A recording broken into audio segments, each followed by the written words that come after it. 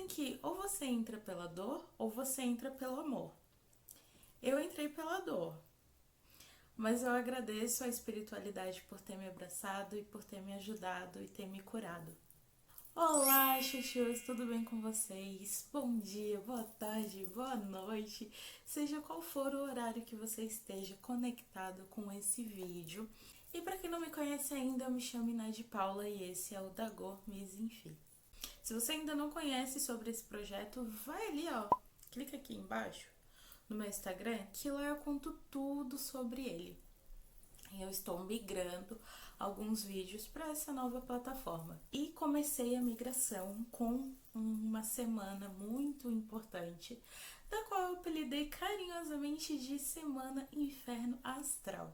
Porque dia 14 é meu aniversário, se você não sabe já, vai lá, ó, anota na sua agenda para depois ir lá no meu Instagram e dar os parabéns. Eu compartilho com vocês em 5 episódios coisas que aconteceram na minha vida que foram marcantes. Isso para nos aproximarmos ainda mais, nos conhecer melhor e compartilhar aí algumas histórias. E nesse terceiro vídeo eu vou falar sobre a minha iniciação na Umbanda.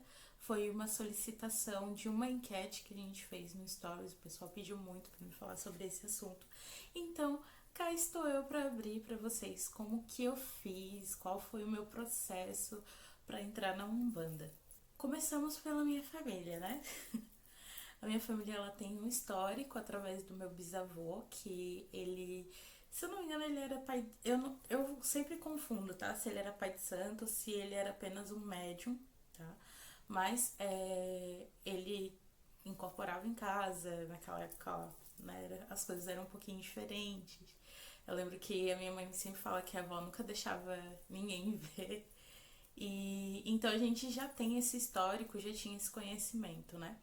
Eu lembro que a mãe me levava em algumas giras, tipo Ibejada, Preto Velho.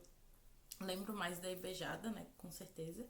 Mas quando entrava no assunto religião, seja qual for o ambiente que eu estivesse, eu sempre me dizia como católica. Não era praticante, mas já tinha feito, quando era mais nova, eu fiz até catequese, só que eu não ia muito à igreja. Minha mãe não era muito de rituais, de religião. E eu acho que isso refletiu um pouco em mim. Eu lembro que eu já fui em igreja evangélica, quadrangular, que também se enquadra como uma ramificação da evangélica, se eu não me engano, universal. Enfim, já fui em várias, apenas como acompanhante, né, para conhecimento. Mas enfim, eu não tinha nenhum histórico de muito apelo religioso, tanto da minha família de primeiro grau quanto de amigas minhas, não tinha muito disso. E daí na minha adolescência, eu passei por um episódio de depressão, ansiedade, da qual eu já vou dar um spoiler aí pra vocês, hein? É o assunto do próximo vídeo que eu vou falar pra vocês sobre o meu processo de ansiedade, de depressão. E no psiquiatra e no psicólogo, enfim, não estava me ajudando. Minha situação não estava melhorando. Então a mãe começou a me levar, ela me levou pela primeira vez num centro kardecista. E por não saber mais o que fazer para melhorar a minha situação, ela me levou num centro kardecista. Lá, eu lembro que eu não me senti bem. Eu tinha vontade de gritar, tinha vontade de quebrar as coisas, como se eu não tivesse controle do meu lado emocional. E eu não entendia por que aquilo acontecia, mas eu não queria voltar mais lá. Então a gente parou de frequentar, só que eu fui piorando. E aí ela me levou em outro centro kardecista, que era no mesmo bairro. E lá eu até fui aceitando, assim, né? Eu tinha... A única coisa que acontecia era que eu chorava compulsivamente. E lá foi a primeira vez que eu vi fluidos vitálicos, assim, saindo da mão de quem tava dando passe, né?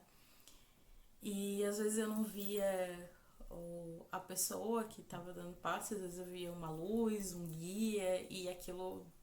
Só que como eu estava muito doente, eu achava que era coisa da minha cabeça e talvez fosse mais algum delírio ou alguma coisa assim. Eu não lembro exatamente o que nos motivou a parar de ir nessa casa, eu não lembro se ela fechou, o que aconteceu, mas daí houve a necessidade dessa mudança, dessa troca. E aí foi aí que eu conheci o Centro Espírita Vocambina das Almas e Pai João de Angola, onde às quartas era Kardec e aos sábados era Gira. Eu já cheguei direto pra maca, porque eu estava muito doente, meu corpo não aguentava mais e eu tomava passe na maca mesmo. Tiveram alguns processos, como as mesas mediúnicas, para poder me ajudar. E nesse momento é que eu entendi o quão complexo era a situação em que eu me encontrava. Porque aquilo me assustava, sabe? Coisas ruins estavam gritando e falando coisas muito que deixa qualquer um apavorado, né? Eu senti muito medo, mas não medo suficiente de fazer com que eu fosse embora dali. Muito pelo contrário, eu queria ir mais vezes para poder saber o que estava acontecendo, o que era aquilo que estava me perseguindo, né? E eu comecei a entender que, opa, não é só coisa da minha cabeça. Eu fui convidada a começar a ir aos sábados, né, no centro de Umbanda. Comecei a frequentar ali na assistência e eu não lembro em qual situação que aconteceu, mas Ogum me tirou. Já ouvi outras histórias, mas a que eu, Ana Paula, lembro é Ogum, então eu sempre falo dele. E ele me tirou e considero como a minha primeira incorporação. E a partir dali, só alegria. Vários tombos, várias cara no chão, né? Muita coisa aconteceu. Foi a partir dali que eu comecei a ver resultado, que eu comecei a melhorar, que as coisas começaram a fazer mais sentido, né? Como, por exemplo... eu não vou falar muito não, porque no próximo vídeo vocês vão ter que assistir para entender essa minha trajetória, né? Para chegar até Umbanda como uma forma também de tratamento e de cura. Hoje eu sou um bandista praticante, médium girante e totalmente apaixonado pela minha espiritualidade, pelo chão que eu piso, que eu bato cabeça. Eu agradeço aos orixás, às espiritualidade que abriu a cabeça da minha mãe e fez com que ela me levasse até lá, porque se não fosse lá, hoje em dia eu ainda estaria à base de remédios fortes. Eu tomava remédio quando eu acordava, eu tomava remédio ao longo do dia, eu tomava remédio para dormir. Tava só existindo, na verdade, né? Por muito tempo eu duvidei da espiritualidade porque eu acreditava que era algum tipo de efeito psicológico, sabe? Tipo, algo hipocondríaco. Tu conta uma sensação para uma pessoa e aquilo vai se espalhando e conforme tu vai ouvindo com frequência, aquilo impregna na tua cabeça e tu acaba reagindo da mesma forma. Mas eu pensava dessa forma até o dia que aconteceu comigo e a espiritualidade esfregou na minha cara e disse assim: meu anjo, você, filha de Pemba, vai sentir na pele e vai saber que não é isso. Deixa eu contar um segredo pra vocês. Se você quiser saber mais sobre tipos de mediunidade, vai lá, corre no meu Instagram. Lá nos destaques tá escrito Umbanda e lá eu falo um pouquinho sobre tipos de mediunidade. Corre lá, tá muito legal.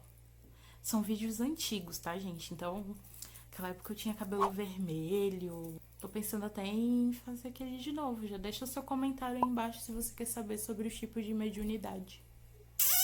Beijo!